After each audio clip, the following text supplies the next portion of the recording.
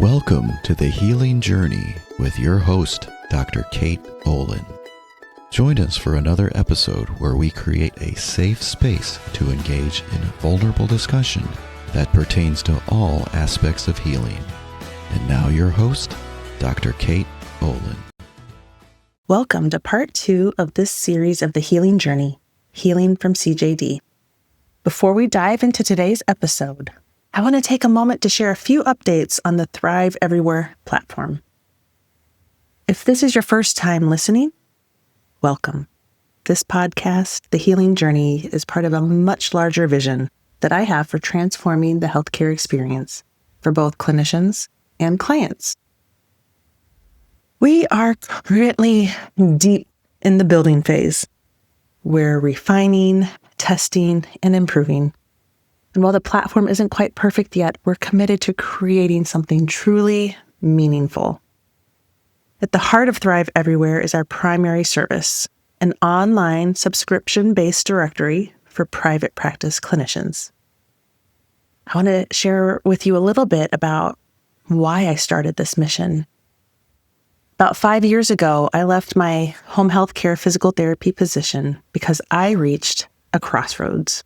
I could either allow the system to erode my empathy, or I could take control of my professional life. I chose to open a private practice so I could care for my clients my way, without the constraints of corporate metrics or the overwhelming burden of insurance requirements. Now, that decision has helped me to reclaim joy in my work and in helping my clients live their best lives. Thrive Everywhere was created to support clinicians who are walking or considering that same path. Beyond the directory, we will also offer educational resources to help clinicians launch and scale their practices, along with the supportive community designed to help them truly thrive. For clients, for any average person, the directory is completely free to use. We also offer educational tools to help people better understand and navigate their insurance benefits so that you can get the most out of what you're already paying for. And also, speaking of insurance, I have a lot to say. We'll have multiple episodes on health insurance, but in the meantime, I want to tell you about how we're integrating a healthcare cost-sharing alternative into this platform, and it is called Impact Health Share. A couple months ago, I personally became a member of the Health Share, meaning I chose this alternative to health insurance, and it has saved me so much time and money. Because of that experience, I'm in the process of becoming a distributor. My dear friend Angela Howard and I will be offering these services through the Thrive Everywhere platform, and I will include a link to the Impact Health Share guidelines in the show notes in case you want to learn more. We will also be launching a Healthful Products page where you can explore some of my favorite science-backed health and wellness tools. Our goal is to go live this spring. And yes, I know I previously said that we were going to go live in January.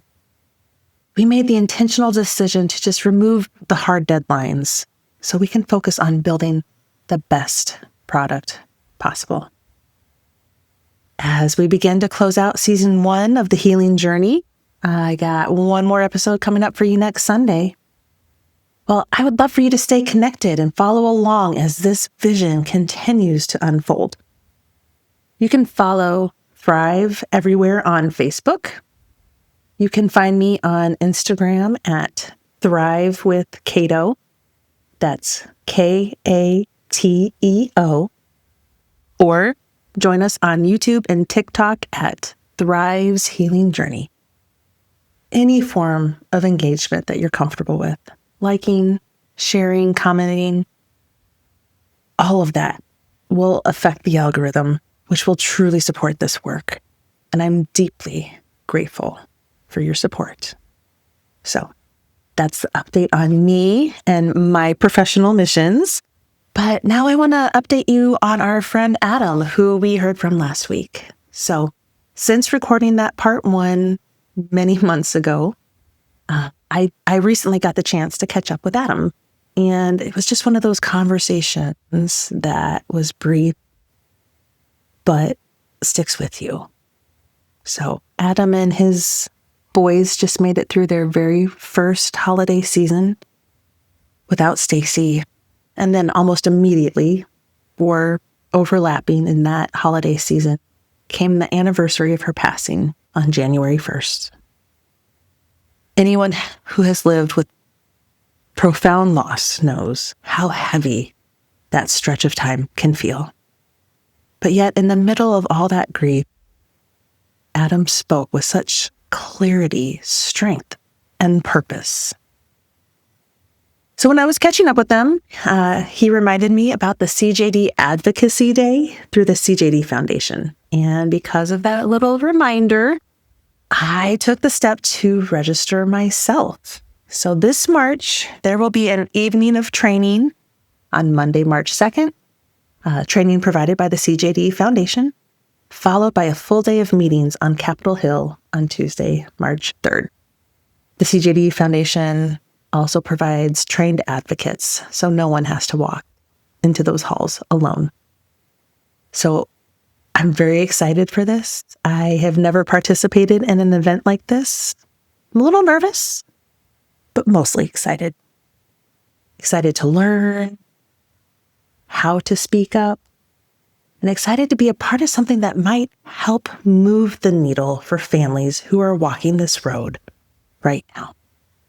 So, in this part 2 of this series, we're going to go a little deeper, not just into what CJD takes from us, but into what it calls us to do in response, to advocate, to connect, and to make sure these stories are heard. And as I was talking with Adam, one thing became so clear to me. We are standing at a turning point in the story of CJD. For so long, this disease has been defined by loss and speed, helplessness, and resultant trauma. But today, there is something new entering the conversation. Hope, grounded in science. And that hope has a name. Dr. Sonia Vallabh. Sonia lost her mother to genetic CJD, and soon after learned that she herself carries the same genetic mutation. But instead of turning away, she and her husband Eric left their careers, went back to school, and became scientists, dedicating their lives to finding a way to stop this disease before it ever begins. Today, Sonia leads one of the most advanced efforts in the world to develop preventative therapies for prion disease at the Broad Institute of MIT and Harvard. The conversation is about science, but it's also about courage, purpose, and what it looks like to transform fear into action. It's about what happens when curiosity meets compassion and when personal loss fuels a relentless pursuit of answers. Before we dive into this interview, probably the most profound of this first season, I have a confession. I must have made a mistake when recording this interview with Sonia. I am horribly disappointed by the sound quality of my voice, but Jake and I could not figure out how to resolve this issue. And the message is so powerful, I definitely want to share it with you. So, I have a couple of suggestions for you to try to have the most enjoyable listening experience possible. So maybe for this episode, you could listen through headphones at a slightly higher volume than normal, just not full volume. Also, if your podcast app allows it, adjusting the playback speed to either slightly slower or just a touch faster could improve clarity as well. So, despite my disappointment, I am still so very excited to share with you this inspirational conversation with my new friend, Dr. Sonia Vallabh, a scientist whose life story and mission carry both profound and personal weight, with extraordinary possibility. Sonia began her career in law and consulting, but everything changed after her mother's sudden and devastating illness. Back in 2010, her mom passed away at age 52 from what was later diagnosed as a genetic prion disease, Creutzfeldt-Jakob's disease, or CJD for short. Within a year, Sonia learned that she also carried that genetic mutation, meaning she's facing a good chance of developing this condition herself. What inspires me so much is that rather than shrinking from that reality, she embraced it. Sonia and her husband Eric made the very unconventional and what I consider to be a horribly inconvenient decision to leave their previous careers, retrain as scientists, and commit themselves to searching for a cure for this disease. Today, Sonia is a senior group leader at the Broad Institute of MIT and Harvard, co-leading the initiative to develop preventative therapies for prion disease. What draws me to this conversation is not just the science, although I do find it fascinating, but rather the human story beneath the science. The decision to get genetically tested after her mother's death, the weight of carrying a known risk, the courage required to go public with that risk in order to help and empower others. Sonia, thank you so much for being here today and sharing your story with us. Glad to be here. Yeah, thank you. So, Sonia, before you made the switch back into the sciences, tell me a little bit about where you were in your career at that point. Sure. So I had gone to law school, and it was actually my second year in law school when my mom got sick. And everything, unfolded very rapidly from there. We didn't know what we were looking at, but she was kind of losing abilities every day. And, from what we identified as her first symptoms to her being on life support was just, several weeks. It all happened really, really fast. Yeah, this disease is traumatically quick. Yeah. But I didn't learn. So she wasn't diagnosed during her lifetime. She was only diagnosed on autopsy. And I learned about her diagnosis not long after my graduation. I was working in consulting, and it was actually a complete surprise that this turned out to be a genetic disease because there wasn't a family history. And the way I now think about it is, even if a disease is usually inherited, it has to start somewhere. So it started with my mom.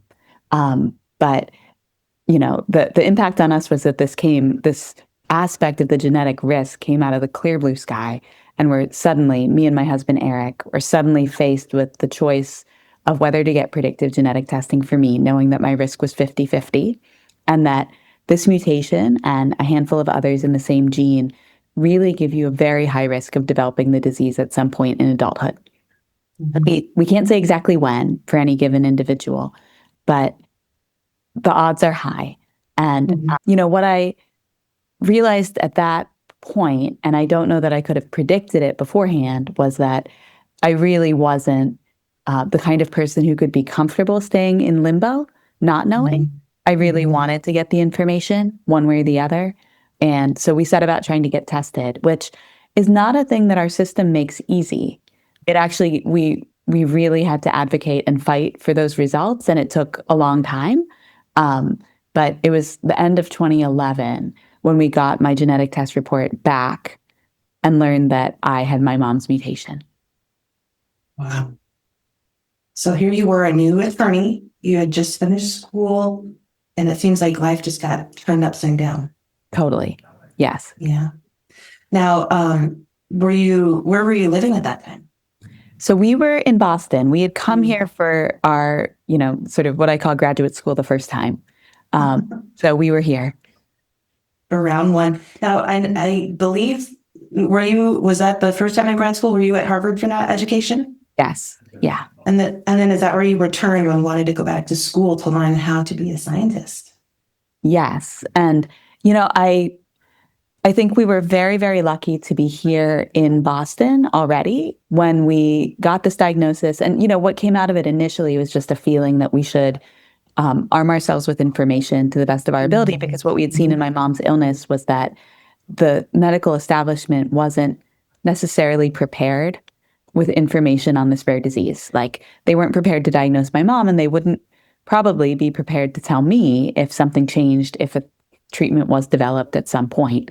So we kind of started out with the goal that we would just educate ourselves in order to become our own advocates. And then that process took on a certain momentum of its own. So we were taking night classes, and we were reading things that we could find online, and we were calling people who, might have information. And this all kind of led me to leave my job and take a very entry-level job in a research lab at Mass General Hospital. And even at the point where I was doing that, it wasn't clear that this was a permanent career switch to me. It felt like it was important to gather what information we could in this moment, and then probably we'd go back to our, regularly scheduled lives.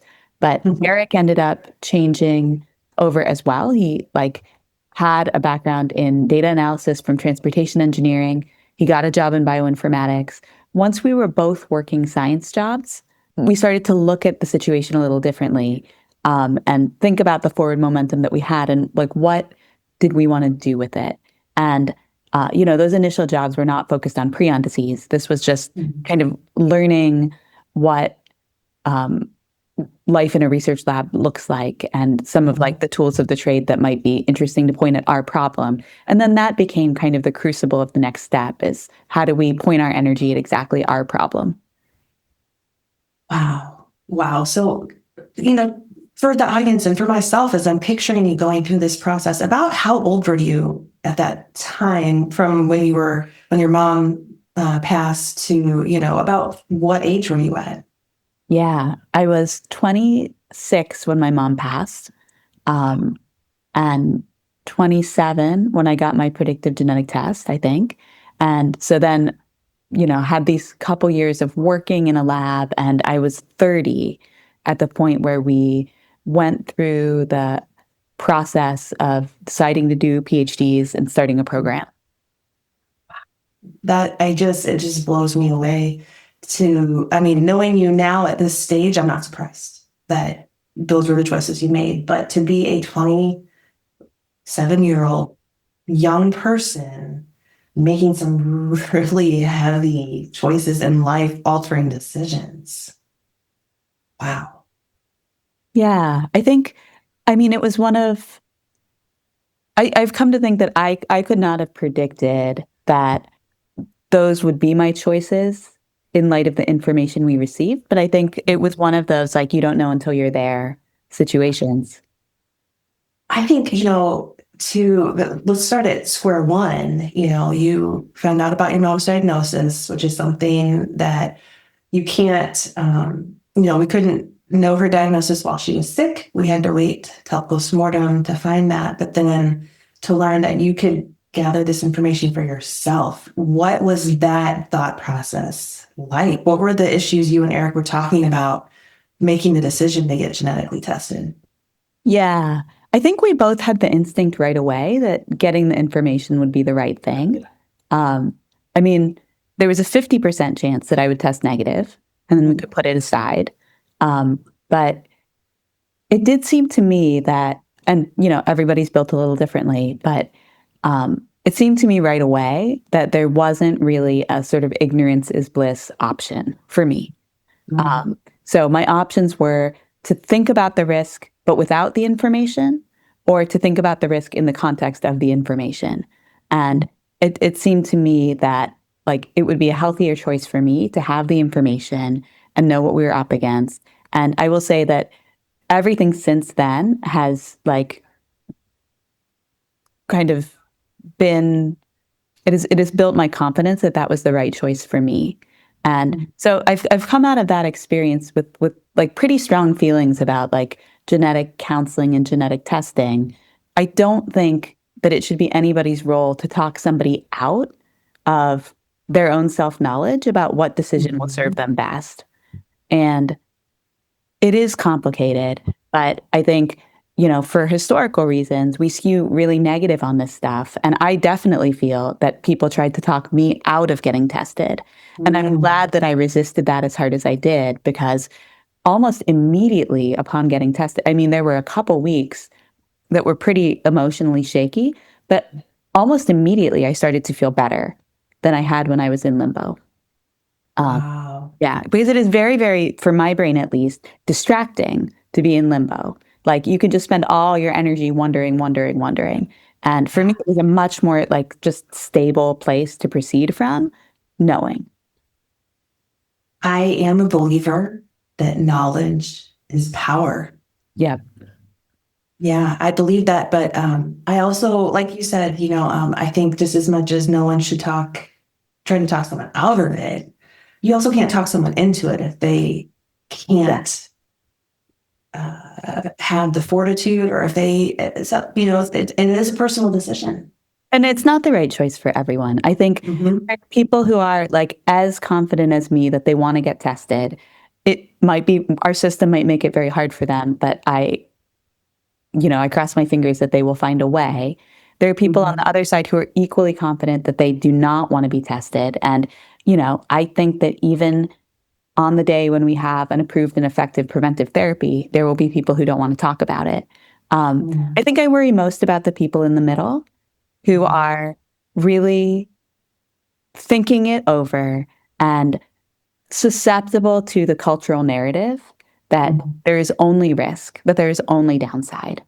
And I just want to make sure that for those people, like all the possible, pros and cons are discussed. Fear is a big motivator. Yeah. Yeah. So can you talk a little bit, just for someone who has, for some of our listeners who maybe haven't had to think about these things, what was the fear, and what were some of the things that people were saying that were not supportive of you getting genetically tested? Yeah. And, I think everybody came at it with like the best of intentions. Sure. But, some of what was said to me was like, this is like a fatal disease. It's not treatable. It's not preventable. Like, why would you want to know? What can you do with that information? And, really specific things like this will impact your ability to get life insurance were said to me. I'm not sure that the whole point of life is to have life insurance. Like, it's amazing how many of these conversations kind of dead end into something like that. And I think, yes, is that an important thing to talk about? Sure. Is that like the hammer that we should use to like, kind of end this conversation? I don't think so.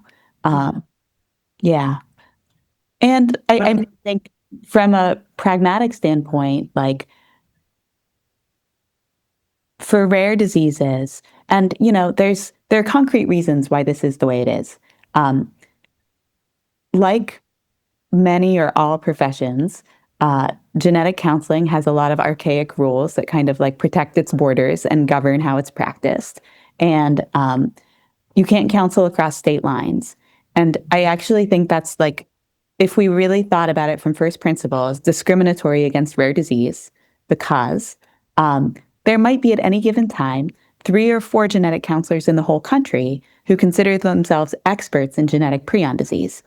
I mean, I'm kind of on a crusade to convince people that if they are trained in adult onset neurodegenerative diseases, there is like specific supplementary information that it is useful to have about genetic prion disease, but that training like does prepare you pretty well.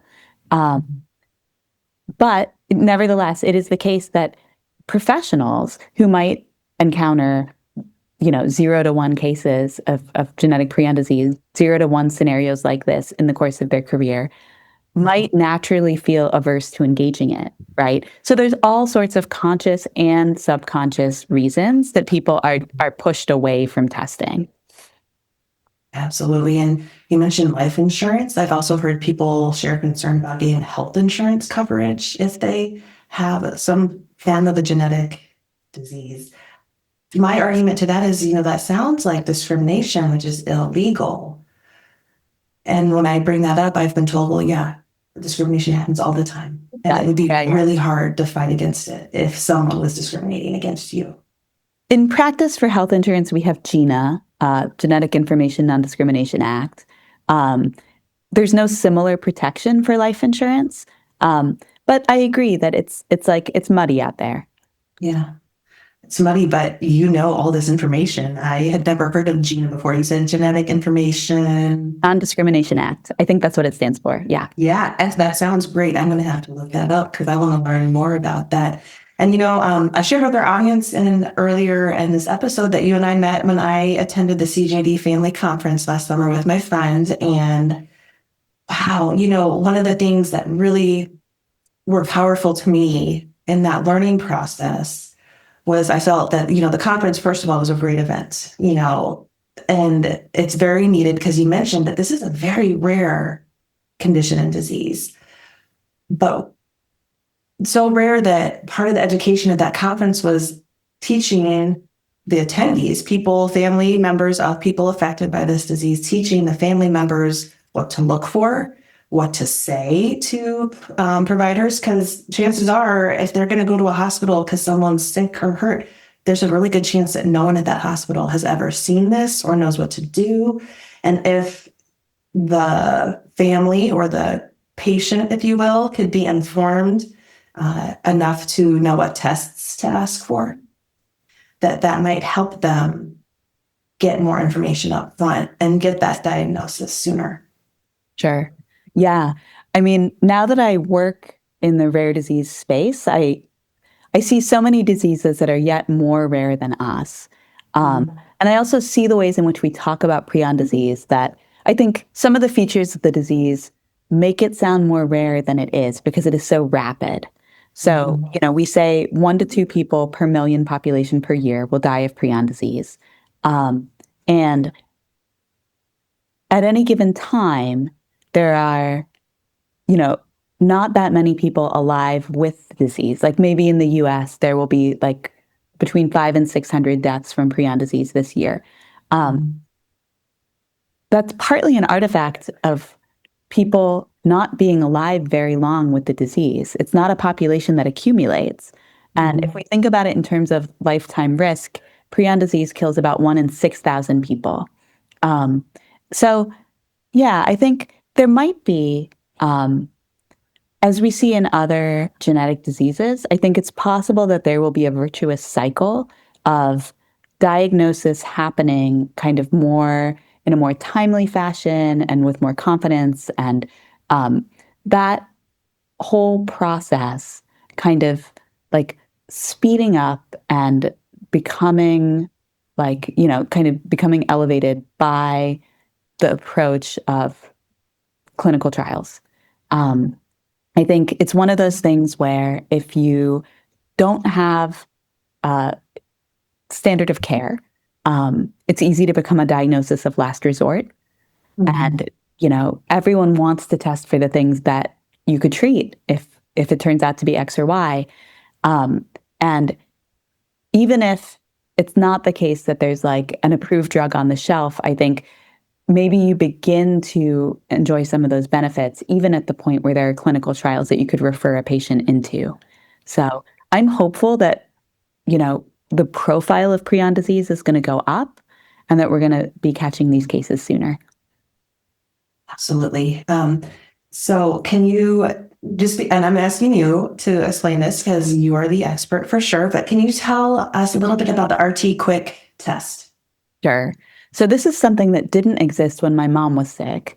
But in the past several years, a set of different researchers have developed a CSF test, so a spinal fluid test, that can diagnose prion disease with high accuracy while a patient is still alive. And that's a thing we didn't have before. It used to be that the gold standard was sort of post-mortem. But now from spinal fluid, especially for sporadic prion disease, so we have like genetic forms, which are about 15% of cases, like my mom's, but about 85% of cases, there isn't a genetic mutation that causes the disease. It's the same mechanism. It's caused by the same protein. That protein misfolds, but it just appears to happen by chance. In those cases, RT-QuIC is, it's upwards of 90% sensitive and specific to tell you that someone has prion disease.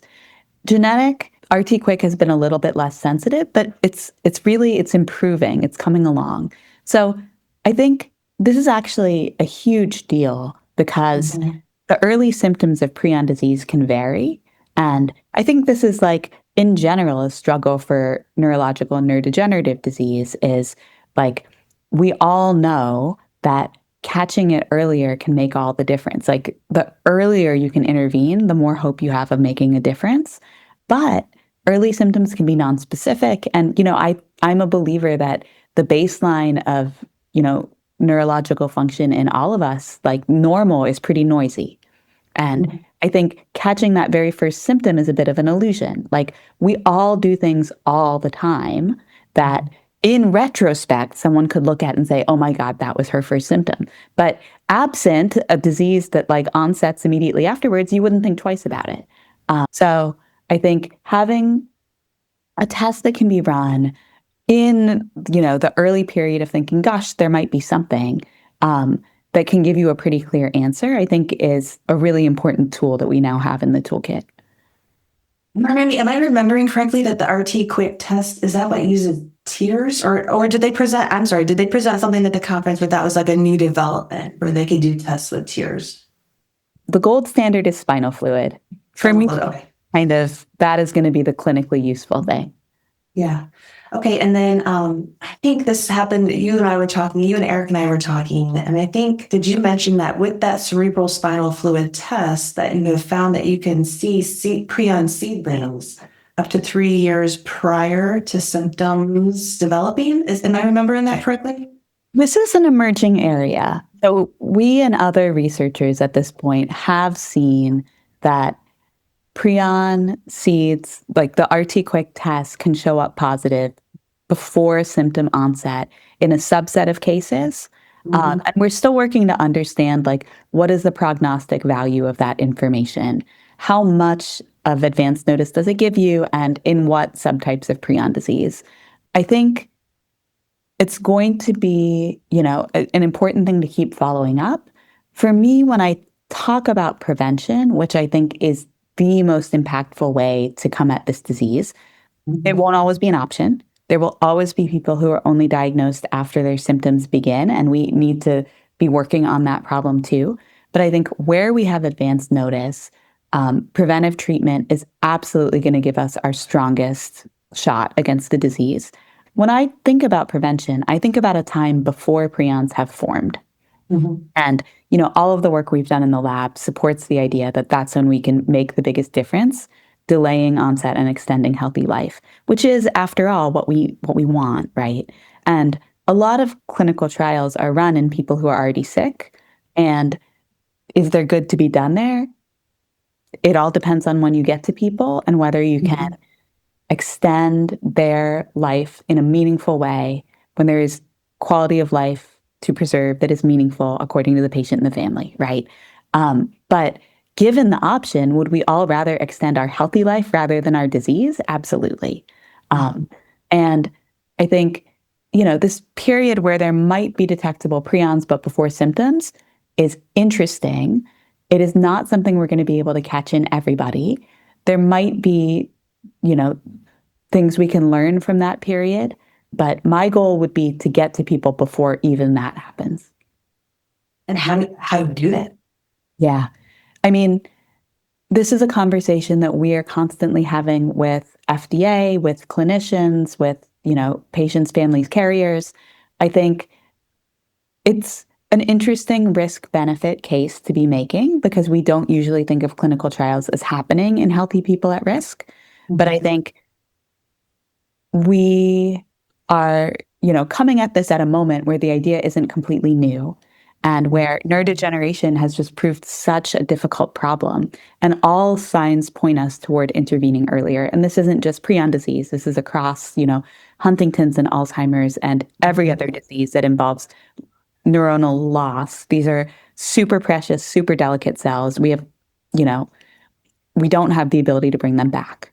And I think part of our job is just to build the case that this is the right thing to do, scientifically and, from a patient and carrier care perspective, right? It's not something that it's not what our system was built to do. So we have to make the case that this is a valuable way for our system to grow, and that according to our community, there's value here. That even if there is risk associated with experimental therapies, like given the management of those risks in a responsible way, people are interested in the benefit of, going on a therapy before their symptoms begin. Right. And that's what you and I are working on. So if I remember correctly, and again, so you and I had a conversation when I was in the lab this past summer. I think you guys were telling me that the therapy you're working on is going to have minimal side effect. I think you told me did you tell me the side effect was peripheral neuropathy? So we don't know that. I would say that you don't really know the side effects of a drug until you test it in people. And, the siRNA therapy that we're working on right now, we've done various forms of safety studies, and the safety studies have been really encouraging. They've been very clean. So I think that we won't know the side effects of the drug until it is dosed into people. We're hoping that could, for this particular drug that we've developed in the lab, that could happen starting early in the new year. Wow. Like next month? Yes, maybe. Yes. Okay. I love, Sonia, how you're giving me such accurate, specific information. I don't want to give any false hope. But to hear that you have a drug that could potentially be, are you talking about a drug that could be used in clinical trials? Yeah. So it would be a small initial clinical trial in a small number of symptomatic prion disease patients that we hope could start maybe within the next couple months. Now, are these people that are already registered into this trial? No, we don't have the clearance to begin recruiting yet. Okay. So we have clearance from FDA, but there's a lot of sort of setup at specific hospitals in order to begin a trial. And that's kind of where we are right now. Wow. So if someone listening, I'm going to be talking with the CJD Foundation. And so we're probably going to have some people listening that are really interested in learning more about this trial and the process. What's a good resource for them to stay up to date on this process? Yeah, that's a great question. So updates, there are various channels, but I think just prionalliance.org. So speak to me a little bit more about that clinical trial, Sonia. Yeah, I am hopeful that we could dose the first patient, in early 2026, but it's really, really hard to put exact dates on this, and it will be a small number of patients. So I think I say all that with, excitement and also caution. The first study of any drug is mainly a safety study, and that's mainly what this first study will be. And, I hope that we will learn a lot from it, but there are all sorts of things, a clinical trial is an experiment, and there's a huge number of things that we will be figuring out, such as how high to dose and, how long the drug lasts before it washes out. There's so many things that you don't know until you do the first human study. So I think, it's as a community that is, sitting on the edge of our seats waiting for progress in drug development, I think it's hard to keep in mind sometimes that a clinical trial can't promise that the drug works or that we know everything we need to know about how to make it work, even if it does. It's still part of the process of figuring it out. And wow, I hearing you talk about all the intricacies, it's got my mind spinning, because here you are, you and Eric are now parents to two kiddos. You both work in this lab full time. That's your full-time job. You are advocating with the FDA. Are there any other formal institutions that you're having to advocate with for your research? I mean, it's a big ecosystem of stakeholders. I would say that, when we got started, our lab was very preclinical. We were focused on testing potential drug types in the lab, working with collaborators who had different ideas for different drug types, seeing what would work. As things have progressed, we've become a more clinical facing lab. We have to think about having the right data sets to plan the right clinical trials. We have a natural history study that people in the community participate in and donate samples to. We spend, some reasonable amount of our time talking to the people who run our natural history study or will run clinical trial sites, or to regulators about what the clinical trials will look like. And there's a lot of other stakeholders too, right? There's eventually payers. There's people who, if a drug works and gets approved, will reimburse the cost of that drug. So there's a lot of, I think, challenges that come up as you go. And we just it's kind of following the arc of this and kind of meeting each challenge as it comes. But I have, people ask me sometimes, what will you do after you cure prion disease, which is a really good question. But I've come to think that there really isn't an end to the challenges that we will face. I am hopeful that one day we're going to have a safe and effective approved drug, or more than one. But I don't think that's the end of the road for getting drug to people who need it, getting it there in a timely fashion, making sure that we are reaching everybody to the best of our ability. I think there's always going to be a lot to do. There's never an end to science. Yeah. Never an end. And, I can't remember if I shared this with you or not, but, I used to be married to a man. We were married when he was going through his PhD education and his postdoc. And, he wasn't in a clinical setting, but I hope our conversation today helps the listeners get a better idea of the breadth of what you've done. It's to me, it's mind blowing what you've done to try to turn this around and give hope to people who are staring down the prion diagnosis or genetic condition. At the conference this summer, it was my first time to go to the conference. I can't remember how many conferences. I think there's like a dozen of them that they've had over the years or something like that. And I met people who had been to every single conference. It was my first. And the theme that I picked up from people who'd been to prior conferences is that now there's so much more hope.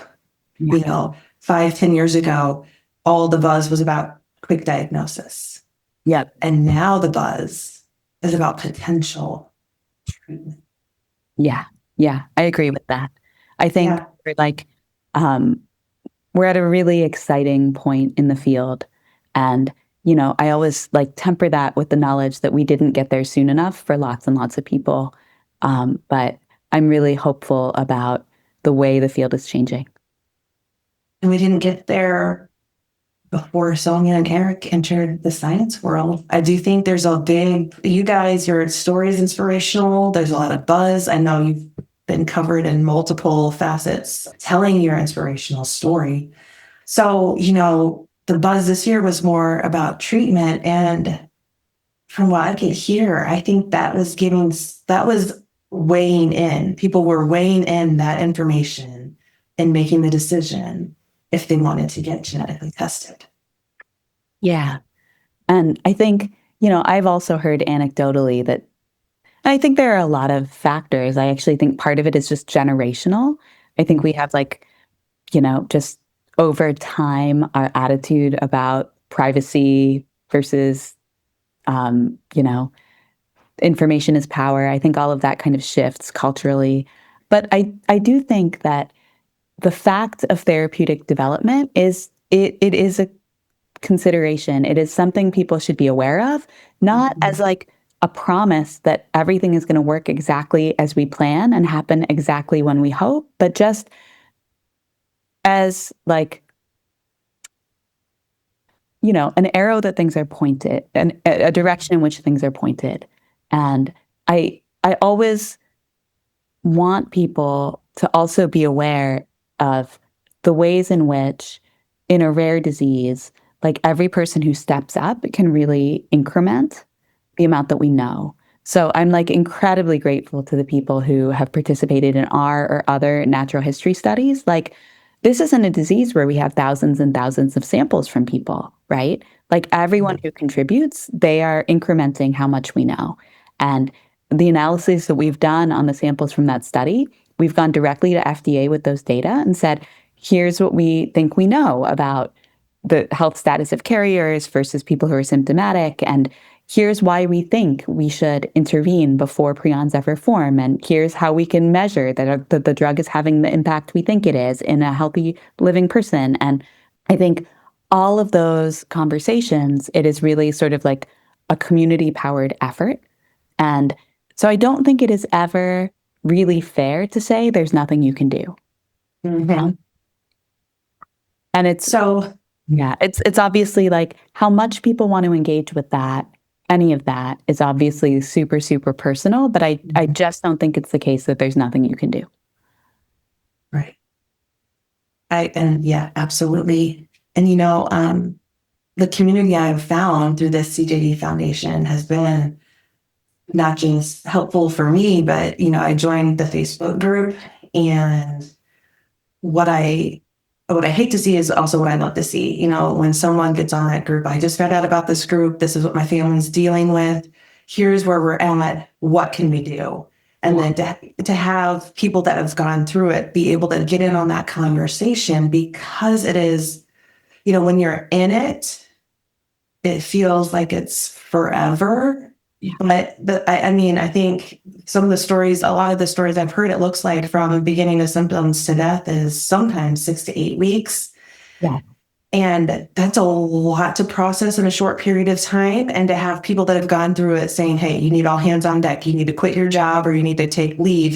To me, I think those were the biggest pieces of advice, logistical advice. Yeah. Because when you're in it and you're like, oh my gosh, I have to work, I have to take care of this person, I have kids, I have all these things. You need someone to say, listen, stop. All hands on deck. This isn't going to be for very long, but you need to pause your life just for right now to make sure that this gets taken care of properly. Yeah. Yeah. I think that's huge. I think it is an extreme experience, and having practical advice can be so important. I also think that like prion disease is not alone in this, but there's the primary tragedy of losing someone you love to a horrible disease. And then there's a secondary tragedy of the isolation, because it's rare, because unless you reach out through the right channels, you might not find other people who've been through the same thing or who understand it. And also because there's so many reasons why people choose not to talk about or share their experience. And I think the CJD Foundation does a great job of trying to address that secondary tragedy so that isolation takes less of a toll on people who are already going through something so hard. Absolutely. And, one of my goals is to bring more awareness to this rare disease through this episode. And, let's take a minute to pause. Everyone's heard about multiple sclerosis or MS, Alzheimer's, Parkinson's disease, those are much more common. And so when a person is telling their story, oh, my family's dealing with Parkinson's or my family's dealing with this, they do get a little, I think it's easier to support that because you know what it is. Yeah. The experiences I've had, coming out of that trauma and having people not pay attention to what I have to say because they have no idea what it is. They just write it off. I've never heard of this. It's not a big deal. Man, it was really hard. It was really hard. And it is so traumatic. And, I'm a physical therapist. I've worked with people who have had progressive neurological conditions, and I do respect how hard that is. Working with someone with Alzheimer's or ALS, God, it is brutal. It is so hard. And there's some beauty in the fact that you have the time with that diagnosis to process it and deal with it. But there's some weight to that too, because like you said earlier, the quality of life that we want to extend is we want quality, not just quantity. Yeah. Yeah. So, Sonia, listen, I am so grateful for the time that you have given to me, to this project, to the world. Because like I mentioned, I alluded to earlier, you are real people who are living a real life, and you changed your life, and it is giving inspiration, hope, potential cure to a disease that affects so many people that you now know because of your work. That's a huge weight. What do you do to take care of yourself and keep yourself balanced and level and clear-headed while dealing with such heavy concepts?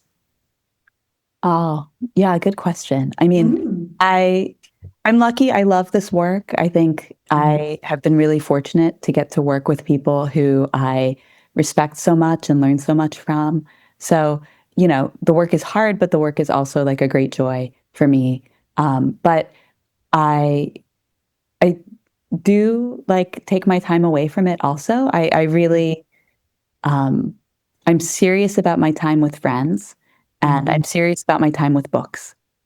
And like both of those I've like come to think of as like a spiritual need, not just a luxury. So that's been good for me too. Oh, I love that answer. And just a little personal note, at the beginning of this year, where did this year go? Holy cow, it's Right. December. At the beginning of this year, one of my personal goals or resolutions, if you will, was I needed to reconnect with reading fiction. Nice. And, it didn't go as I had hoped. I have read 3 or 4 fictional books, but I had a friend who supports my endeavors so much. My friend Molly, I just read this, you'll love it. And she just hands it to me. I don't have to make a decision. I don't get stuck in the decision process of what to read. And that has brought me, I think, back closer to who I am, to have that personal passion. And I, like you, Sonia, I love my work. I love what I do. But taking a break to do something just for yourself Totally. is so important. Totally. It's a marathon, not a sprint. Amen, sister. Amen. All right. Well, Sonia, thank you again for being with us today. I appreciate your experience, your knowledge, and your time. It's been a pleasure. Thank you. Yeah, thank you. As we close out today's episode, I just need to take a moment to honor my deep appreciation for Sonia. Did you hear that urgency in her voice? She's recognizing that education must live within our healthcare system so that when symptoms of this rare disease appear, people can reach the right resources in a very short window of time before the disease hijacks the brain. She's doing this work not only for herself, but for every family who has or will endure the sudden trauma of watching a loved one disappear before their very eyes. Dr. Sonia is a scientist, yes, but first and foremost, she is a compassionate advocate and an educator. And the world is better because of her voice. Although it's hard to follow a conversation like this one, I am truly excited to share what's next. Our upcoming episode is the season finale of this inaugural season of The Healing Journey. Next week, we'll hear from Ray Catania, a distinguished author, metaphysical counselor, teacher, and theorist whose work explores the deep connection between mind, body, and soul. So, until then, happy healing. Thanks for listening to The Healing Journey with your host, Dr. Kate Olin. We hope you enjoyed the experience. Please make sure to follow the show so you don't miss out on any future episodes. And until next time, don't forget to take care of yourself.